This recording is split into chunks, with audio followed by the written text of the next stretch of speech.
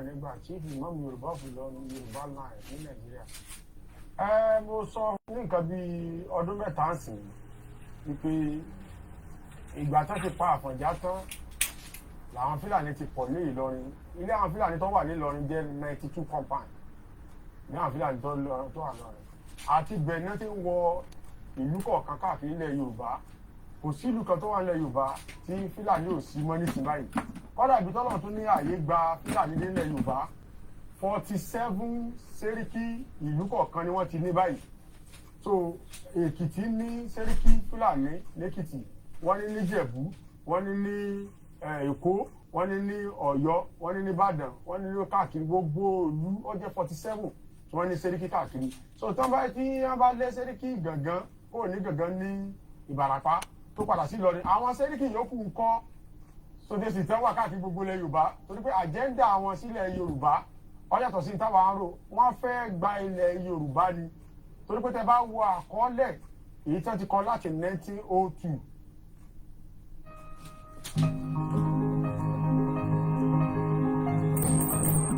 Are you tired of feeling self-conscious about your teeth due to discoloration or stains? If so, wọ́n ti kọ́ kalẹ̀ pé àwọn ò dúró láti gba Ìlọrin nìkan o, gbogbo ilẹ̀ Yorùbá làwọn fẹ́ sọ di Fúlàní. So ìdí rèé tí sẹ́ríkì Fúlàní fi sá wá sí Ìlọrin. So báyìí ni sẹ́ríkì Fúlàní ti wọ Ìlọrin, but láàrin ìgbà tó wọ̀ Ìlọrin yẹn láàrin ijọ́ mẹ́wàá kò tiẹ̀ tó bí ọ̀sẹ̀ kan tó wọ̀ Ìlọrin, wọ́n jí Aláàjì Àtẹ́rẹ́ gbé náà jí gbé, wọ́n tún jí àwọn ẹlòmíì gbé láàrin Ìlọrin, wọ́n jí Baálẹ̀ Sókótó gbé nílọrin. So wọ́n bẹ̀rẹ̀ sí jí àwọn èèyàn gbé nílọrin. So nǹkan tí ó ṣẹlẹ̀ ní Southwest tó fi ń lé wọn náà ló tún padà sí Ìlọrin padà. So bí ọ̀rọ̀ sẹ́ríkì ṣe wà ní Ìlọrin, but àwa tó ń gbọ́ fìfì ní sí pé sẹ́ríkì orin tuntun kò ní Ìlọrin. Ojúṣe mi ni gẹ́gẹ́ bí chief Imam Yorùbá nílọrin láti dìvẹ́ǹdì àwọn ẹ̀yà mi kí aburú mọ̀ ṣe wọn.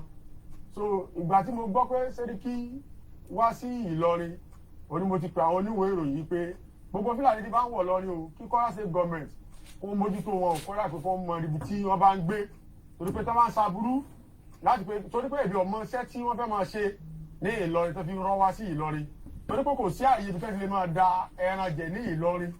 So tó sì torí pé àwa tá a wà nílùú àní faramọ́ kí Fúlàní ó jókòó tí wàá lọ sí kó máa wá jí àwọn èèyàn gbé bọ́n ṣe ṣe ní Southwest, kó máa wá kidnap àwọn èèyàn, kó máa gba ransom lọ́wọ́ wọn, kó máa gbé àwọn èèyàn bọ́n ṣe ṣe káàkiri ilẹ̀ Haúsá, àwọn òní faramọ́ ńlọrin. So gẹ́gẹ́ bí ojúṣe mi, àpèwọ̀ àwọn Yorùbá tó wà ní 12 local government àjọṣe mítìlì papọ̀ ìpè àwọn òní faramọ́ kí Fúlàní ó dúró, àwọn àìsàn kó dúró nílọrin, wọ́n máa wá fa ìnira bá wa bí wọ́n ṣe kó ìnira bá wọn ní Southwest. Ṣé rí iṣẹ́ mi kò yẹ kí n mọ tún join activities kankan bí àjàngbara nílẹ̀ Yorùbá, but àyà lè sáré olóko ẹni tí ó wẹ̀yìn fún un. Gbogbo àwọn ọmọ Yorùbá tọ́jọ́ mọ́ Ìlọrin wọ́n ti kú tán. So General Kanima Adisa tọ́jọ́ Yorùbá pélé níbẹ̀ ló jẹ́ òkú, Governor Lawan Àbàjá níbẹ̀ ló jẹ́ òkú, Oníyanjú òkú, Babátúndé Alánàmú òkú, Alákàsímù Agbéyanjú òun náà kú.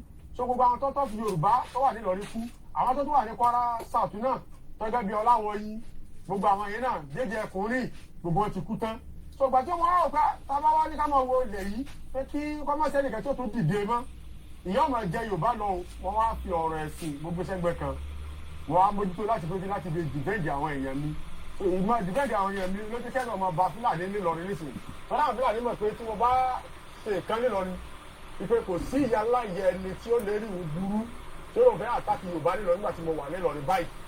So ẹ̀rọ ọmọ àbà wọn, so kálukú náà fi ọwọ́ gbé ọwọ́ wọn. Àfẹ́ tí ó bá fẹ́ sọ ìyàwó rẹ̀ di opó, yóò sọ ọmọ rẹ̀ di ọmọ òrukàn, tó wà lóun máa àtàkì Yorùbá nílọrin torí pé ilé Yorùbá tó wà nílọrin jẹ́ 6019 compound, òun náà ni ilé Yorùbá tó wà nílọrin. Bọ́ọ̀dì ṣe aláwọ̀ Fúlàní tí ò ju 92 compound lọ tí wọ́n máa lóun máa dúnkòkò mọ́ Yorùbá nílọrin tí omi ìdí faramọ́.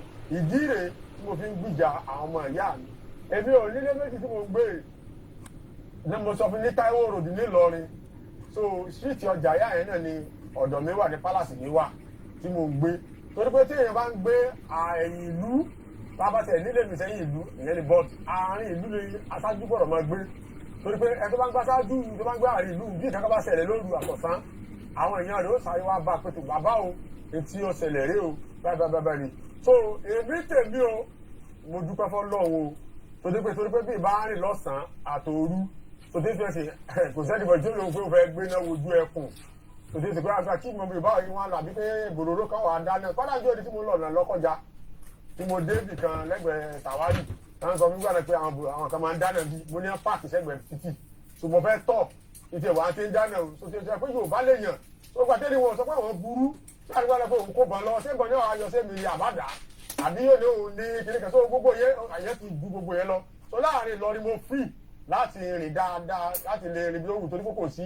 anybody tó lè lo dókòkò mẹ́mẹ́ so dẹ́yìn mo fi ń dá gbogbo ọmọ Yorùbá ní Kwara náà lójú pé láti ṣe lọ kò sẹ́ni bọ́ọ̀dì tó lè dókòkò mọ́ àwọn náà ní Kwara kò sí ti jẹ́ mẹ́rẹ̀tì nínú constitution tí wọ́n ń pè ní òfin Nàìjíríà nǹkan tí Yorùbá yìí ti sí nínú òfin Nàìjíríà mi ò ní lísìkì gbọ́ tí ń jẹ́ mẹ́rẹ̀tì mi ò mọ̀ tí ń jẹ́ mẹ́rẹ̀tì torí pé òun mẹ́rẹ̀tì ò sínú òfin tí federal government gbé kalẹ̀ each local government kọ̀ọ̀kan lọ́gbọ́rọ̀ ní traditional ruler rẹ̀ so mọ́rọ̀ local government àwọn ọba tó wà ń bẹ̀ máa jẹ́ mẹ́wàá ọba Ṣàó ọba Jẹ̀bà Ṣáàdú Mọ̀lété Ejidò Gari gbogbo àwọn ọba tó wà ń bẹ̀ nù àṣà local government àwọn baálẹ̀ àtọ̀gbà tó wà ń bẹ̀ wọ́n jẹ́ 27 so baálẹ̀ Àfọ̀n ààrẹ Ògèlè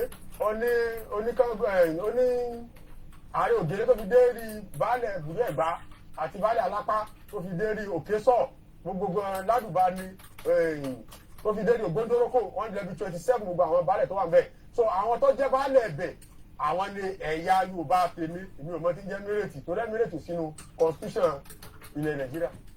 Mo dúpẹ́ fún gbogbo ọmọ Yorùbá tí ó wà ní diaspora nílùú òyìnbó wípé àwọn ni wọ́n kọ́kọ́ gbé ìgbésẹ̀ akẹ̀yẹ ó wà lẹ́mìí àwọn táwa ní ilẹ̀ Yorùbá náà ní Nàìjíríà but wọ́n rán wa létí pé wàhálà ló lé àwọn kò ní Nàìjíríà táwọn fi lọ sí ìlú ìbò àwọn atọ́wájẹ́ kò nílò ìbò náà káwọn tó padà sí ní ìlú Nàìjíríà káwọn wà nínú ìnira kí ni ìnira òun bẹ̀ ni pé kò sí fọkànbalẹ̀ fún wa ní ìlú Nàìjíríà mọ́ àìsí fọkànbalẹ̀ fún wa Nàìjíríà ni pé kéèyàn gbéra nísìnyí láti ìlú Ìlọrin ó lóun lọ sírú Ọ̀fà láàrin kìlómítà 56 kìlómítà sí Ọ̀fà ẹ̀rọ ọmọ bá torí pé àìmọye ìgbà ni wọ́n ń jí àwọn èèyàn gbé náà sì ń dáná tọ́ba wa ń dáná yìí kò sí nǹkan tó mú fún àwọn máa sọ pé pé Fúlàní yìí náà ni ọba Sókótó sì ti mẹ́sàn rẹ̀ nígbà bí ọ̀sẹ̀ méjì sí pé tọ́ba mú àwọn tí ń dáná 10 Fúlàní 7 ni wọ́n bá ń bẹ̀ so ó túmọ̀ sí pé àwọn náà mọ̀ pé ìran wọn àwọn Fúlàní ìran tí wọ́n kó ìnira bá wa ní Nàìjíríà nù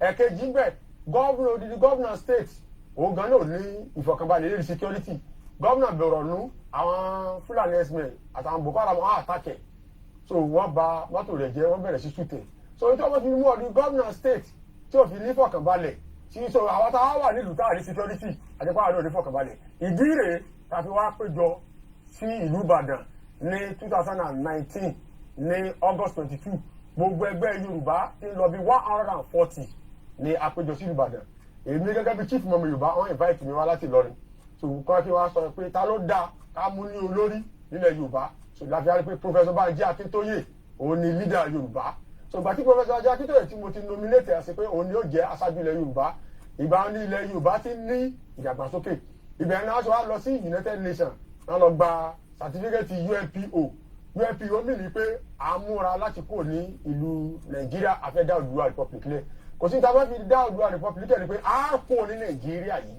kò sí anybody tó lè sọ ṣùgbọ́n sí nípa pé kọ́kọ́ gbàgbé pa pé ní ẹni tó bá fẹ́ sẹ́ ẹ̀yin tẹ́ ń ṣòṣèlú láàrin wa tẹ́ ẹjọ́ ọmọ Yorùbá tẹ́ wá senator governor àtakò yín o but ara ti ní Yorùbá a kò ní Nàìjíríà a dá Oòduà Republic lẹ̀ so Oòduà Republic ta fẹ́ dálẹ̀ o tí wọ́n pé Oòduà Republic la ń fẹ́ láti Jẹ̀bà tó fi dé Ìlọ́kọjà tó fi dé Òrìṣà state mẹ́wẹ̀ẹ̀wá ọmọ Oòduà ló ní so gbogbo local government tó wà bẹ́ẹ̀ ọmọ Oòduà ló ní so Oòduà Republic yóò wáyé pẹ̀lú ọ̀kànbalẹ̀ pẹ̀lú ìdùnnú kò sí ìyá ńlá yẹni tó lé ní kábọ̀ lé Oòduà Republic kò sẹ́ni bọ́ọ̀dì tó.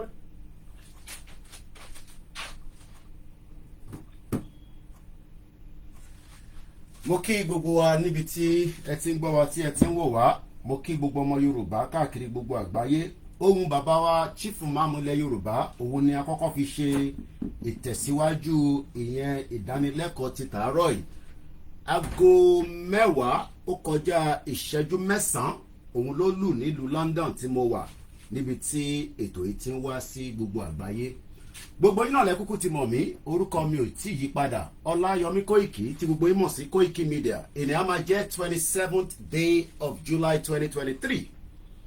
bí mo ti ṣe wà ní UK, bí ẹ̀ báyìí tẹ̀ tí rí tẹ́lẹ̀, gbogbo ala gbọ́ pé ní oṣù bíi méjì kan sẹ́yìn wọ́n ní wọ́n gbé Simon Ekpa. Inú àwọn kan bẹ̀rẹ̀ sí ń dùn nítorí pé làákàyè olúkálukú ó yàtọ̀. Nígbà tí a máa gbọ́ padà, a gbọ́ pé wọ́n kọ̀ pé Simon Ekpa pé gẹ́gẹ́ bí ìlú tó ń gbé ní Finland, gẹ́gẹ́ bí àwọn oríṣiríṣi nǹkan tó ń lọ ní àyíká gbogbo tó ń ṣe, ó ṣeé ṣe bóyá wọ́n fẹ́ ní ìbéèrè bíi méjì tó fẹ́ béèrè lọ́wọ́ ẹ̀. Nígbà tílẹ̀ máa fi ṣú, Simon Ekpa fúnra rẹ̀ jáde, ó bá wa sọ̀rọ̀. Aago 10 ló fẹ́ lù yìí, àbí ló kọjá díẹ̀ pẹ̀lú ìṣẹ́jú 10. Tó bá máa fi di 11 o'clock ní Ìlọrin, bàbá wa tí a fi tọ̀wọ̀tọ̀wọ̀ dárúkọ, Chief Imam Aduagba, tí gbogbo wa tí a ti gbọ́hùn wọn, ọ̀pọ̀lọpọ̀ bó bá tẹ̀ mọ̀ wọ́n tẹ́lẹ̀ wàá máa gbọ́hùn wọn. Ìjọba Nàìjíríà ní right láti pè wọ́n nítorí pé òfin Nàìjíríà ó gbà wọ́n láyè pé kó pe ẹnikẹ́ni níbikíbi tó bá ń gbé nílẹ̀ Nàìjíríà bóyá wọ́n ní ọ̀rọ̀ méjì mẹ́ta tó fi bá wọn sọ. So mo fẹ́ fi tọ́ gbogbo ọmọ Yorùbá pé àtẹ̀jíṣẹ́ tó dọ́dọ̀ mi, ìyẹn Kóìkì Media, tí ọ̀pọ̀lọpọ̀ yìí náà máa ti bá pàdé, òun ni pé the Intelligence Bureau ní ìlú Ìlọrin wọ́n láwọn invite bàbá wa Chief Imam ilẹ̀ Yorùbá Aduagba pé kó yọjú sáwọn, bóyá kọjọ fi ọ̀rọ̀, kọjọ béèrè ọ̀rọ̀ láàrin ara wọn. Bàbá wa Chief Imam ilẹ̀ Yorùbá ò kì í ṣe ọ̀daràn, ká kọ́kọ́ fún yẹn síwájú náà.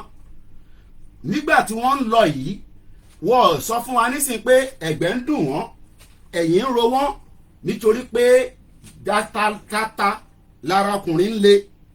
Bàbá wa ní right láti yọjú sí Intelligence Bureau. In tó fẹ́ bá wọn sọ kò tí sẹ́ni tó mọ̀, nítorí pé bí ti ṣe sọ, òfin Nàìjíríà tí wọ́n ń lò lọ́wọ́lọ́wọ́ tí àwa ti ń sọ délẹ̀ pé òfin ò kì í ṣe òfin, ó ní right láti pe ẹnikẹ́ni. So nígbà tí wọ́n ti ní kí bàbá wa kó yọjú sí wọn, ó ti di dandan pé kó yọjú. Yíyọjú tó wá ń yọjú lọ yìí, tílẹ̀ ọ̀sán bá máa fi mọ́, tírọ̀lẹ́ bá máa fi mọ́, àfẹ́ máa gbọ́ pé wọ́n sì wà níbẹ̀ yẹn. Ìdí kan ló ń dá wọn dúró ni wọn ò ṣe fi wọ́n sílẹ̀. Eléyìí ò ń ṣe pé à ń jáde láti threaten. Mo ti sọ síwájú pé ìjọba ní right láti pè wọ́n. Bí ìjọba ṣe pé Gumi tó yọjú sí wọn tí wọ́n fi sílẹ̀, bí ìjọba ṣe pé Dr. Malafia tó yọjú sí wọn tó fi wọ́n sílẹ̀, wọ́n gbọ́dọ̀ fi bàbá wa Aduagba, wọ́n gbọ́dọ̀ fi sílẹ̀ lénìí. Wọ́n kì í sun station o, nítorí pé kò sí ẹ̀ṣẹ̀ kankan tí wọ́n ṣe. Wọ́n kì í dé pé wọ́n débẹ̀, ẹ wá dè wọ́n mọ́lẹ̀, ẹ wá ní ẹ rí ọ̀fẹ́ǹsì kan, ìyẹlẹ́sì dè wọ́n mọ́lẹ̀. Bàbá wa máa yọjú sí wọn nítorí pé bàbá tí ó dání, bàbá tó mọ ẹ̀tọ́ fọ́mọ Yorùbá pé nílẹ̀ Yorùbá wọ́n ń pa wá, ó dìde. Ọ̀pọ̀lọpọ̀ àwọn àfáà wọ́n dákẹ́, wọ́n náwọn tí lè sọ̀rọ̀ lé lórí nítorí pé ibẹ̀ lọ ti ń jẹ gbogbo wa náà la mọ àwọn àfáà bẹ́ẹ̀ bẹ́ẹ̀ káàkiri ilẹ̀ Yorùbá. Wọ́n ṣe kí ni? Wọ́n dákẹ́. Wọ́n ń jí wa gbé, wọ́n dákẹ́. Bóyá gbogbo yín ti gbàgbé pé lára ìdí tí bàbá wa Aduagba, lára ìdí tó tún ṣe jáde, lára ìdí tó ṣe jáde, òun ni pé arákùnrin wa, bàbá wa Olúwagbémiga David Owólabí, tó gbéra láti Maryland, ó ra ticket, ó lóun lọ Nàìjíríà nílùú Ògbómọ̀ṣọ́ ní Ọ̀yọ́ state, níbi tí a níjọba. Ṣé mọ̀ pé ó ti pé ọdún kan báyìí tí a máa kà lọ báyìí nísìn pé bàbá yàn sí láyé mọ́. Ẹ ti gbàgbé? Okay, ẹ jẹ́ tún rán yín létí dáadáa. Ṣé rántí pé ọ́díò kan jáde nígbà yẹn tí bàbá yẹn ní wọ́n ti di ọwọ́ òun pa? Ó ní ẹ̀jẹ̀ ò flow, ó ní ẹgbà míì ẹ̀jẹ̀ ò flow. Kódà àwọn kan tún rò pé bóyá àwọn fámìlì mọ̀lẹ́bí ló mọ̀ nípa ẹ̀, ìyẹn àwọn tó ní làákàyè. Nígbà tá à ń sọ pé Fúlàní ń bẹ nílẹ̀ wa, wọ́n ń pa wá, wọ́n ń jí wa gbé, nítorí ẹ̀ ni bàbá wa Aduagba ló ṣe jáde lọ ṣe ń béèrè fún gbogbo ẹ̀tọ́ ọmọ Yorùbá pé ìjọba tí ó ń bẹ yìí ṣé ẹ gbọ́ pé Fúlàní ń pa wá ni. Ìyẹn mo ṣe kọ́kọ́ fi ohun tí bàbá wa ṣe síta, ìyẹn mo ṣe kọ́kọ́ gbé yẹn síta so that kí gbogbo wa lè rántí pé bàbá kan ń bẹ tí gbogbo wa máa ń pè ní Chief Imam ilẹ̀ Yorùbá. Kò sí rálì tí bàbá yẹn ò bá wọn lọ. Gbogbo rálì tó dẹ̀ ń lọ, mo rò pé lẹ́yìn bàbá yẹn mo wá rí AK-49 bí àwọn Fúlàní ṣe fi ń pa yín. Mo rò pé mo rí AK-47 báwọn Fúlàní ṣe fi ń pààyàn. Mo wá rò pé nígbà tí bàbá yẹn káàkiri tó ń sọ pé Yorùbá nation now, mo rò pé wọ́n wédi ìbọn pé àwa ọmọ Yorùbá la dé yìí a fẹ́ pa àwọn èèyàn torí pé a fẹ́ gba Yorùbá nation. All I saw that he was going out doing exactly what the United Nations asked us to do. Ẹ jẹ́ kí wọ́n ka lẹ́tà yẹn síta, bọ̀ká tó ka lẹ́tà yẹn síta, ẹ jẹ́ kí n tún rán yín létí pé ènìyàn máa jẹ́ 27. Bàbá tí wọ́n invite wọ́n ní right láti yọjú sí intelligence bureau tó ń bẹ ní Ìlọrin. Bàbá ò ní sá kúrò ní Ìlọrin nítorí pé wọ́n ń sọ̀rọ̀ Yorùbá nation. Bẹ́ẹ̀ ni bàbá ò ní kúrò ní àyíká wọn nítorí pé àwọn Fúlàní ti yí wọn ká. Àdúrà là á máa gbà pé ọwọ́ Fúlàní kò ní bá wọn.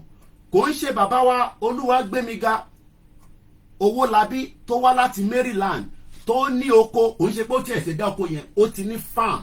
Kódà ó ní hòtẹ́ẹ̀lì tó gba arábìnrin Rachel ọmọ 400 level or thereabout. Ẹ rántí Rachel, ṣe mọ̀ pé Rachel náà kò jáde kúrò nínú dungeon yẹn. Ọjọ́ 5 ló fi dè wọ́n mọ́lẹ̀. Wọ́n gbé owó lọ fún wọn. Arákùnrin tó gbé owó lọ lórí ọ̀kadà wọ́n pè ní Ìdòwú. Bí a ti ṣe ń sọ̀rọ̀ lẹ́ni, Ìdòwú, Rachel àti bàbá wa Owólabí ó fi ìyá sílẹ̀, ó fi ọmọ sílẹ̀, ó fi ìyàwó sílẹ̀, ó fi mọ̀lẹ́bí sílẹ̀. Àwọn mẹ́tẹ̀ẹ̀ta lẹ́ni wọ́n ti dèrò ọ̀run nítorí pé ìlú tí à ń pè nílẹ̀ Yorùbá land tó wà lábẹ́ Nàìjíríà, ìyẹn gọ́fúnà Ṣèyí Mákindé kò ṣe ẹ̀tọ́ láti ṣe ààbò fún gbogbo yín ní local government. Òun ló fi lè rí bàbá yẹn pa. Bàbá Chief Imam tó wá jáde, a ní ọ̀pọ̀lọpọ̀ àwọn bàbá bẹ́ẹ̀ wọ́n ṣẹnu mẹ́kẹ́lẹ́, wọ́n náwọn rí nǹkan tó ń lọ nílẹ̀ Yorùbá. Wọ́n ní kò tí ì tó àsìkò, wọ́n ní kọ́mọ Yorùbá ṣe díẹ̀díẹ̀ torí pé kí ni wọ́n ti jẹ dòdò ẹni wọn ò lè ṣe chámchám. Bàbá wa Chief Imam wá nínú ọ̀rọ̀ yìí ò rí bẹ́ẹ̀. Àwọn ò ní káwọn olóṣèlú, ẹnu bàbá yẹn ni máa ti ń gbọ́. Mo respect bàbá yẹn dáadáa.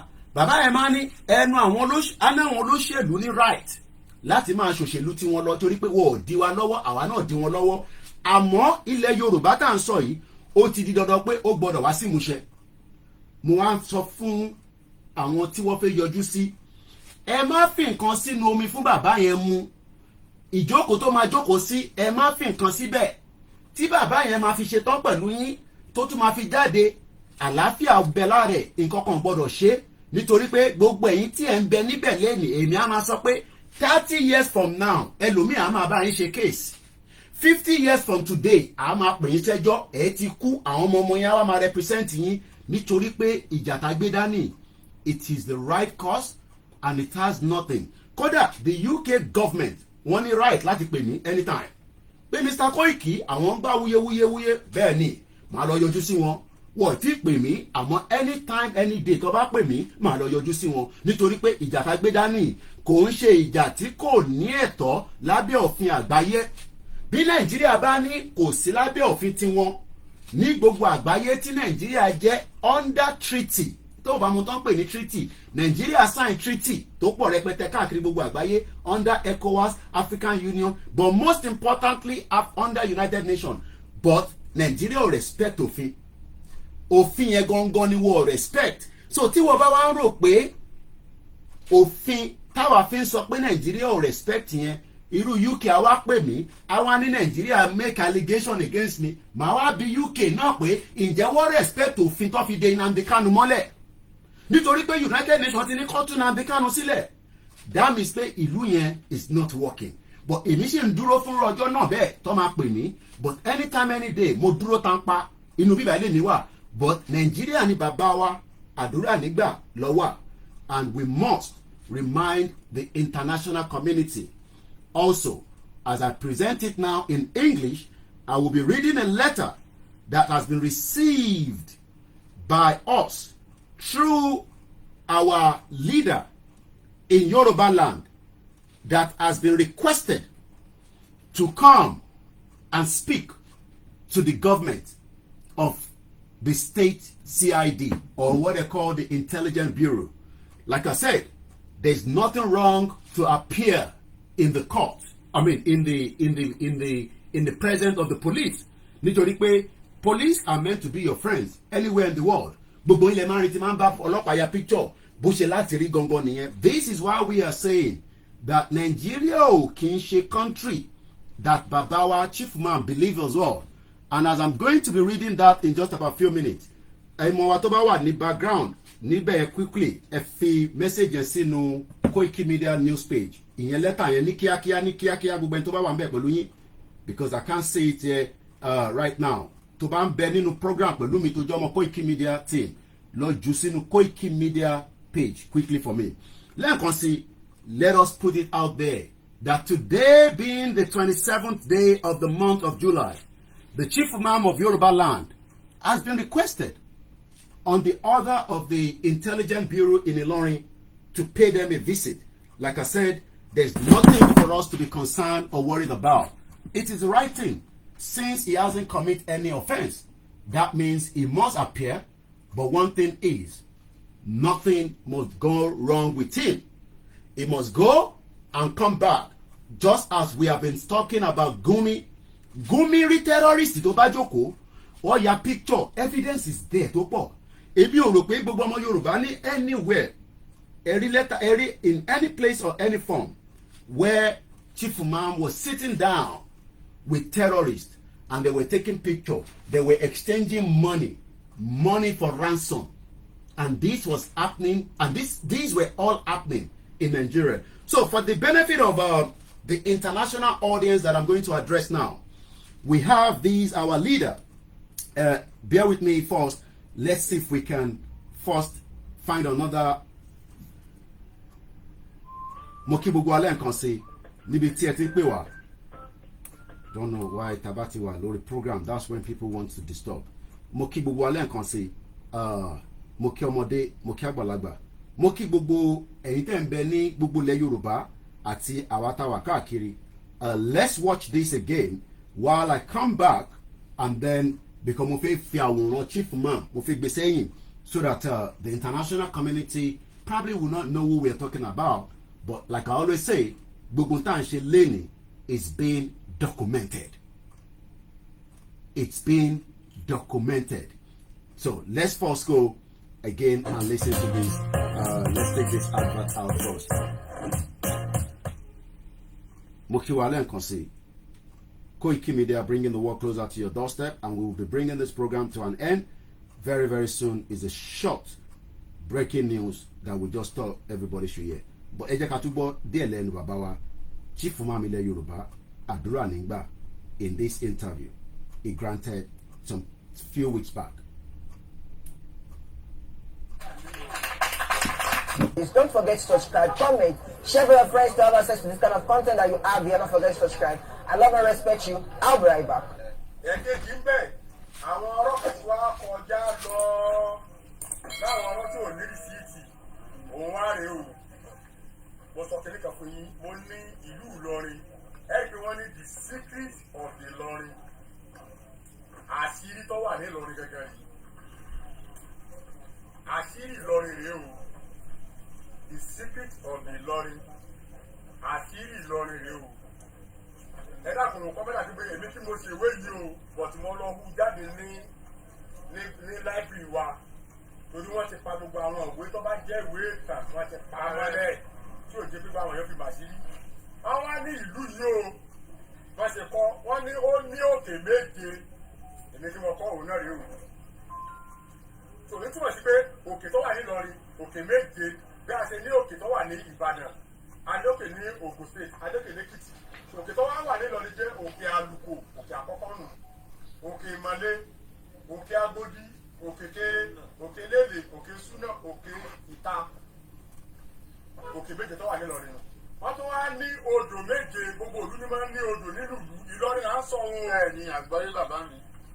àwọn tó ń sọ pé Ìlọrin kìí ṣe ilẹ̀ Yorùbá so èdè tó ti pé òkè yìí èdè wọn fi pé èdè Yorùbá ó tún wá ní odò méje tẹ́bá wọ̀ ọdún kọ̀ọ̀kan wọn mọ̀ pé kí ló kó odò yìí wọ́n ní odò kan tó ń pè ní odò Òkun odò Àlùkò odò Amúlé odò Ọ̀yún odò Àṣà odò Ọ̀tà odò Àṣàbí odò méje tí wọ́n wà nílùú Ìlọrin nù so wọ́n tún wá ní ọjà méje.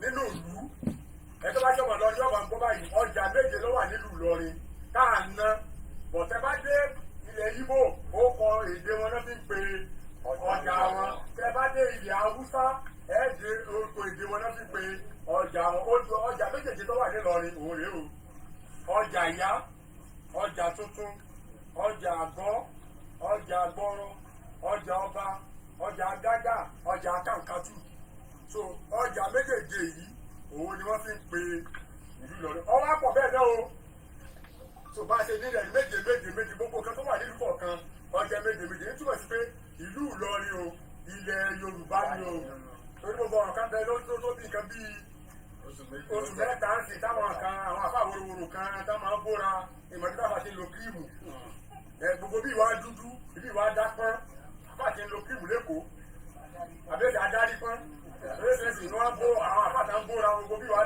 ìbí àfáàyè ń bóra wọ́n ní mo ní ẹ̀rí bí ìdúdú ni ibi ìdúdú yìí ń bóra nù àwọn àfáàtì ń bóra náà wọ́n sọ pé Ìlọrin èsè ilẹ̀ Yorùbá o ṣé ilé èdè tó wà ń sọ èdè ilé ìlú ìyá rẹ̀ nù èdè Yorùbá tó fi ṣe wá sí lẹ́kọ̀ọ́ tó ń gbé èdè wà tó fi ṣe wá sí ibi tó wà káàkiri ṣé èdè ìyá rẹ̀ ni èdè tó sọ ìbéèrè Yorùbá ni èdè fi Fúlàní ṣe wá sí lẹ́kọ̀ọ́ èdè fi Fúlàní kọ́ ọmọ ní kéwú lẹ́kọ̀ọ́ nílùú Ìlọrin pé ó kọ àdúgbò kọ̀ọ̀kan a ní 6,019 compact ó kọ àdúgbò pé pápá nílé tí kí ló kọ lẹ́yìn ilé ọgán ilé onígbẹ̀gì ilé onígbìn ilé àjàlá ilé akéwòsọlá ilé olówó ọkàn ilé onígbẹ̀gì ilé òkúta àwọn ilé kọ̀ọ̀kan wá jẹ́ 6,019 pàtẹ́kọ́ lọ́ọ̀lẹ̀. àwọn tí àjọ wa ní ju 92 compound lọ wọn ò pé 100 tó dé sí ibi tí wọn ò pé 100 níbi ilé tí wọ́n wà tó wà ní Ìlọrin tó 6,019 compound ní ilé tó wà ní ìlú Ìlọrin so yóò Kwara state àtúwá ní ọba aládé tó wà ní Kwara state 114 ní ọba aládé tí ń lo adésẹ́lí pẹ̀lú ìrẹ̀kẹ̀ lọ́rùn tọ́sọ pé káàkiri o ọba Fúlàní ẹyọ kan òun náà ní emir ẹyọ kan tuntun àwọn núpé wọn ní méjì àwọn bàbá wọn ní mẹ́ta àwọn núpé wọn ní mẹ́ta àwọn bàbá wọn ní mẹ́rin àwọn èṣù wọn ní méjì so gbogbo ọba aláwọ náà tó wà Kwara ọjọ́ mẹ́wàá àwa ní 114 ní Kwara sí so Kwara nǹkan o ilẹ̀ Yorùbá ni o kì í ṣe ilẹ̀ Fúlàní o. This is the TV watch. Don't forget. Now, let's go into it. State Intelligence Bureau, Alhaji Imam Aduagba, the chief imam of Yoruba land, beside Oja Iya Bridge, Ilorin in Kwara State, letter of invitation. This letter must have received maybe a few days ago, but this letter got to us this morning. I only received it this morning. If I've received it earlier than that, we could have come and talk about it late night yesterday. The letter I shared, so in case some of you are wondering why we have left it too late. Letter of invitation. You are invited for a security meeting with the Commissioner of Police through the Office in Charge State Intelligence Bureau, SIB, State Headquarters, Ilorin, on Thursday, which is today, the 27th day of July 2023, by 11 a.m., which is just about half an hour from now. Accept my professional warmness, regard, please. CSP Kabiru A. Wada, Officer in Charge, SIB, Kwara State Command, Ilorin. He must have received this yesterday because this was dated on the 26th of July 2023. So maybe he got it late himself yesterday. Like I said, there's nothing wrong for any invitation by anyone anywhere in the world. It is the normal norm. If the security agency or intelligence or even within the community that we all live, you could be invited, maybe just for discussion. But we know where Chief Imam stands when it comes to the Yoruba nation and when it comes to the Fulanis. And when it comes to those that belongs Ilorin, Ilorin belongs to the Yoruba people, and that is a fact that cannot be argued. But those that might argue that what could be leading to this kind of meeting, since he's a leader within the community in Ilorin in Kwara State, like I say, it can be invited, maybe just for discussion, maybe just for finding a way around all the security issues in Ilorin. And as a stakeholder, Chief Imam has the right to accept such invitation and go and get whatever discussion. Maybe after that, it might be discussion for the public consumption. I don't know. Maybe it might not. But one thing we want to put on the record for this morning is that as it's heading to that meeting, we must also make sure it returns back latest by the evening, maximum. There should not be any reason for him to be detained, because this is an informal invitation as far as we are concerned. So this does not mean that when he gets there, then they might say, there is information that says that you are creating nuisance, you are creating havoc, or you are creating instability. But one thing is, I know that those that invited in are now aware that it is not only Ilorin that is aware of this anymore. Koiki Media is going through 195 countries with my broadcast. That literally means that message that was sent within Ilorin is now in the open to the international world under this platform. And we will monitor it, and we will be coming back. I will come back later in the night after I've been able to speak again with Chief Imam. That is how far I can go this morning. Maybe you are not aware, maybe you are sleeping, maybe you are awake, maybe you are going into the night time, because Australia is already in the night and New Zealand. Japan is already in the middle of the night at the early hours. Wherever you are around the world, it is just to put it on record that the leader of part of the Yoruba Nation campaign, that is a strong leader in Ilorin, has been invited. No crime about it. He would attend according to what we are told. But one thing is, I will come back later on tonight and give an update on this particular one. But later on in the course of our program, we will be focusing on 1 year of the family that is still mourning the loved one that was killed, and that is Babawa David Oluwagbeniga Owolabi, that was killed by Fulani terrorists in Nigeria on August the 3rd, but was kidnapped on the 27th of July 2022. 5 days in captivity, millions of naira was paid, yet 3 people lost their life on that fateful day. Till today, the governor of Oyo State, Seyi Makinde, has not been able to give us a clear reason why we lost this Yoruba man. That will be our discussion later on in the afternoon. And on that note, I leave us again in the hands of our gods of the land.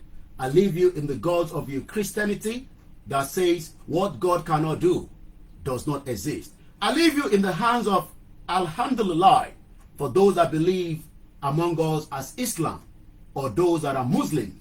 I say Inshallah Atupadawa. My name is Olami Koiki, and I'm known as Koiki Media, one out of the so many media that believe in Baba Aduagba, and I will stand with him day and night, that the world is now monitoring their picture in what is going to be happening in Ilorin within the next couple of hours. One thing I say, as it goes, we must have him back, fully fitted, as he has gone inside that meeting that I believe is going to be happening within the next 26 minutes from now. Orúkọ tèmi ni Ọláyọmí Kóìkì. Have a very good morning, and I'll be back again as you join me on the Star Radio Network at 11 o'clock. Bye for now. And I'll be announcing this as well on the Star Radio.